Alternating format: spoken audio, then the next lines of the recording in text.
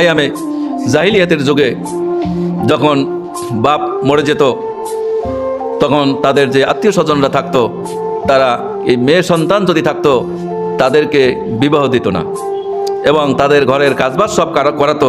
তাদেরকে ভালো খাবারও দিত না, ভালো পোশাকও দিত না, তাদের কোনো দাম ছিল না, তারা দাসীর মতো তাদেরকে খাটাতো। আল্লাহ রাব্বুল আলামিন বলছেন যে খবরদার, এই এতিমের সাথে তোমরা অবিচার করো না। তোমরা যদি তাদেরকে সেভাবে রাখতেই চাও তাহলে তোমাদের পছন্দ মতো, যেহেতু তোমাদের সম্পদ আছে 1, 2, 3 অথবা 4 জন পর্যন্ত তোমরা রাখতে পারবে, তোমাদের দায়িত্বে 4 জন পর্যন্ত। কিন্তু যদি তাদেরকে একজনকে যা খেতে দেবে অপরজনকেও তাই খেতে দেবে, তুমি যা খাবে তাই, তুমি যা পড়বে সেই মাপের কাপড় চোপড় তাদেরকে দিতে হবে। তাহলে তুমি যদি সেইটা না পারো তাহলে আল্লাহ রাব্বুল আলামিন বলছেন তাহলে তোমাকে একটাই তোমার বিবাহ করা উচিত। যেহেতু তুমি পক্ষপাতিত্ব যদি না করতে পারো, যদি ফিরিয়ে না রাখতে পারো, আর যদি তাও না পারো, তাহলে যে দাসীরা আছে তাদের তো কোনো ওই আইএমএ জাহিলিয়াতের সময় তাদের কোনো দাম ছিল না, তাহলে তাদেরকে বিয়ে করবে, কিন্তু তবুও এই এতিমদেরকে কষ্ট দেবে না, এতিমদেরকে কষ্ট দেবে।